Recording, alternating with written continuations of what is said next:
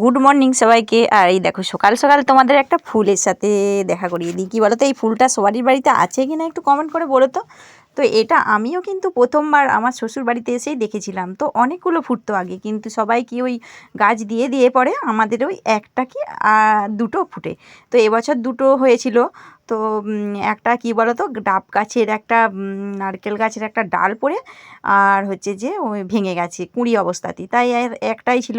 তো এটা ফুটেছে অনেক দিন, কিন্তু আমি তোমাদের সেভাবে দেখাইনি। তো এমএস ফ্যামিলিতে আমি সোমনাথ ভাইয়ের আর কি ওই ভিডিওতে দেখলাম যে ফুলটা দেখাচ্ছিল, কি নাম তারাও জানে না। তো সেই দেখে আমি ভাবলাম আমাদেরও ফুলটা তোমাদের সাথে শেয়ার করি। তো দেখো তারপরে চলে এসেছি একেবারে চা নিয়ে। চাটা খাওয়া হলো, আমাদের খাওয়া হচ্ছে। অরিয়ন খেয়ে নিয়ে একবার ড্রেস পরে নিয়েছে, ওদের স্কুল খুলে গেছিলো। তো দেখো আমি যেদিনে ভয়েস দিচ্ছি সেদিন কিন্তু স্কুল ওদের ছুটি ছিল, তাই বলছি খুলে গেছিলো। তো এদিকে রেডি হয়ে গেছি, একটু দেরি আছে তাই একটু ভিডিও বানাচ্ছি। তো দেখো এই গাছটাতে কত ফুল ফুটেছে। এই ফুলগুলো এই সময় বেশ সকালের দিকটা ফুটে থাকে, তারপরে সব নেতিয়ে নিচে দিকে মাথা করে দেয়। তো কি আর করা যাবে, তো মা যতটা পারে তোলে, তারপরে আর কি এই যে একটু দেরি আছে বলে এর সাথে একটু মস্তি করে নিচ্ছে।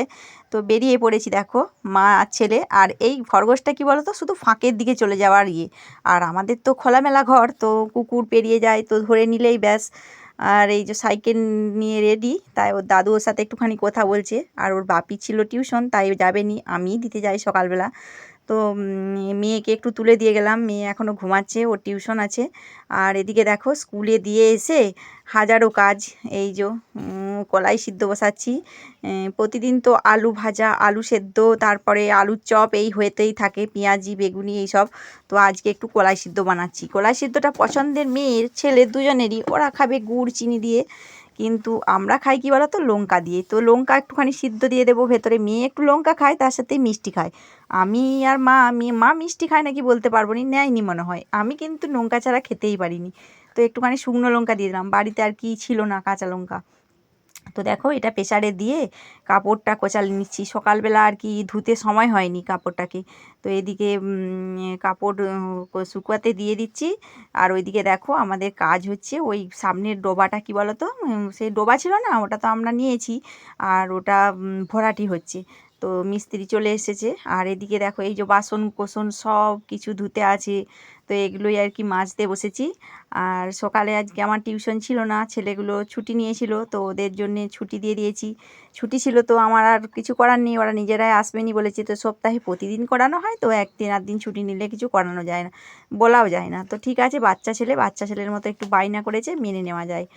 আর এদিকে অরিয়নকে দিয়ে এসে তো এই কাজগুলো সেরে নিচ্ছে। আর ওদিকে প্রেসারে তো কলাই সিদ্ধ হচ্ছে। তো এগুলো ধুয়ে নিয়ে তারপরে আবার আরও একটু কাজ আছে। তো সেগুলো বাসি কাজের মধ্যেই পড়ে।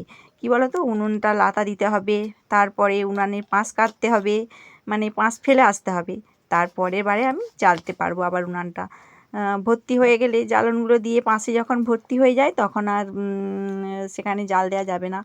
তো এই দেখো বাসনগুলো ধুয়ে নিলাম, চা বাসন আর কি। আর অরিয়নদের আবার ছুটি আছে হয় 9:40-এ, 9:30-এ হয় এখন। তো সে আমি আনতে যাব আর কি, তাই ভাবছি আজকে অরিয়নকে দিয়ে এসেছি, আর টিউশনটা নিয়ে যখন সকাল সকাল রান্নাটা করে নেব। তো এইদিকে দেখো বাসনগুলো যেগুলো ধুলাম সেগুলো একটুখানি আগেরগুলো একটু উপরে তুলে দিচ্ছি, যে যার জায়গায় করে দিলাম। তারপরে আর কি এই যখন যেটা ধুচ্ছি সেটা জল ঝরতে রেখে দিচ্ছি। তো এই যে পাঁচটা বার করে দিচ্ছি ছাইগুলো। তো দিয়ে উনুনটা ভালো করে লেপে নিয়ে তারপরে একটু না হয় অন্য কাজ করা যাবে। তো কী বলো তো, এই পাঁশ ফেলার কাজটা একটু সকালে রোদ্দুর ওঠার আগে করলে ভালো হয়, এত পাঁশগুলো ওড়ে।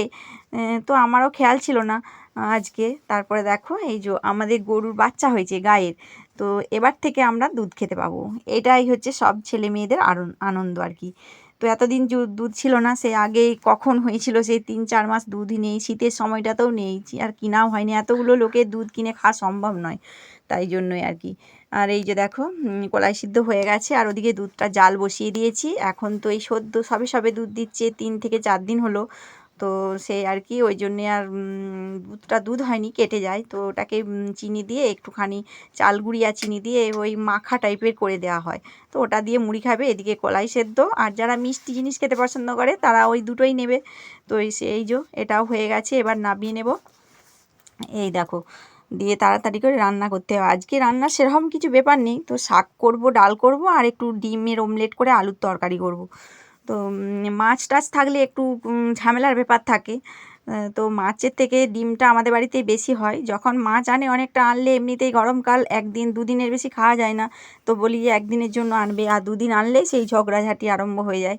তো দেখো এদিকে আলুটা সেদ্ধ বসিয়ে দিচ্ছি, যেহেতু এগুলো বড় আলু না, ক্যাটি আলু, ওই জন্য ক্যাটি বলতে একটু ছোট সাইজের আলু, আর সেদ্ধ হতে দেরি লাগছে, ওই জন্যই সেদ্ধ বসিয়ে দিলাম।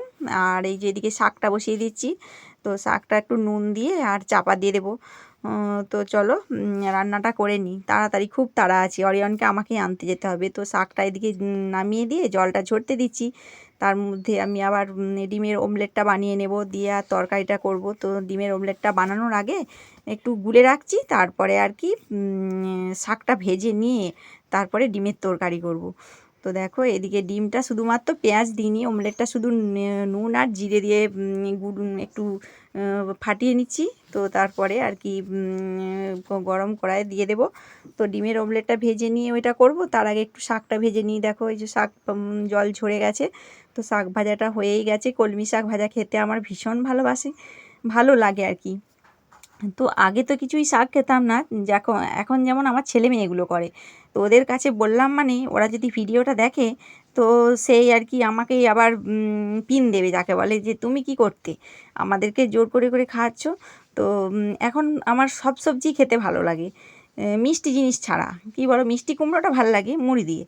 তো দেখো এইদিকে অমলেট হয়ে গেছে, শাক ভাজা হয়ে গেছে, আর তরকারিটা বসিয়ে দিয়েছি। এবার অমলেটগুলো ছেড়ে দেবো এর মধ্যে।